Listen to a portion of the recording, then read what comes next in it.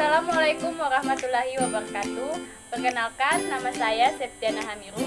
Saya mahasiswa dari Program Studi Pendidikan Biologi, Fakultas Keguruan dan Ilmu Pendidikan Universitas Hairul Tanjung. Sebelum kita masuk pada materi tentang sistem saraf, perlu kita ketahui kompetensi, dasar, dan tujuan pembelajaran. Kompetensi dasar 1.1 mengagumi keteraturan dan kompleksitas ciptaan Tuhan tentang sistem saraf. 1.2 menyadari dan mengagumi pola pikir ilmiah dalam kemampuan mengamati bagian-bagian sistem saraf. Tujuan pembelajaran: 1. Siswa mampu menjelaskan sistem saraf. 2. Siswa mampu menjelaskan bagian-bagian sistem saraf. Baik, pada video pembelajaran kali ini saya akan menjelaskan tentang sistem saraf. Adik-adik tahu tidak apa itu sistem saraf?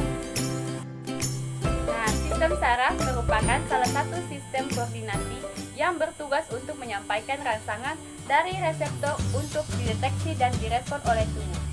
Ada 3 komponen yang harus dimiliki sistem saraf. Yang pertama, reseptor. Yang kedua, pengantar impuls. Dan yang ketiga, efektor. Bagian-bagian sel saraf. Yang pertama, badan sel. Badan sel merupakan bagian yang paling besar dari sel saraf. Badan sel berfungsi untuk menerima rangsangan dari dendrit dan meneruskannya ke akson. Yang kedua, dendrit.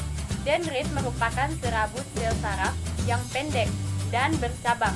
Dendrit berfungsi untuk menerima dan mengantarkan rangsangan ke badan sel. Yang ketiga, akson.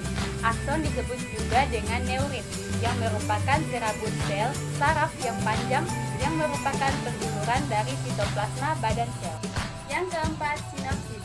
Sinapsis merupakan pertemuan antara ujung neurin atau akson di sel saraf satu dan ujung dendrit di sel saraf lain. Klasifikasi sel saraf berdasarkan fungsi. Yang pertama, sel saraf sensorik adalah sel saraf yang mempunyai fungsi menerima rangsangan yang datang kepada tubuh atau panca indera, dirubah menjadi impuls atau rangsangan saraf dan meneruskannya ke otak.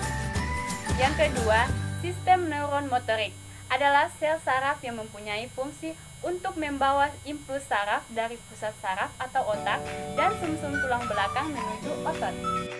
Yang ketiga, sistem neuron interneuron banyak ditemukan di otot dan sumsum tulang belakang. Sedangkan klasifikasi sel saraf berdasarkan struktur, yang pertama, neuron multipolar, yaitu sel saraf yang memiliki badan sel dengan banyak jaluran dendrit dan satu jaluran akson.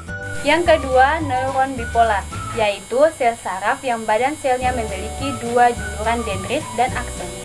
Yang ketiga, neuron unipolar, yaitu sel saraf yang hanya memiliki 1 juluran badan sel yang bercabang menjadi dendrit dan akson. Saraf otonom. Sistem saraf tak sadar disebut juga saraf otonom, adalah sistem saraf yang bekerja tanpa diperintah oleh sistem saraf pusat dan terletak khusus pada sumsum tulang belakang. Impuls saraf. Yang pertama, polarisasi. Polarisasi adalah keadaan di mana saraf sedang istirahat atau keadaan di mana saraf tidak sedang menjalankan rangsangan.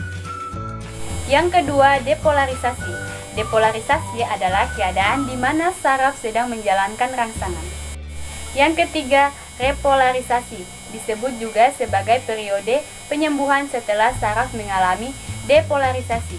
Repolarisasi merupakan tahapan yang paling penting bagi sel.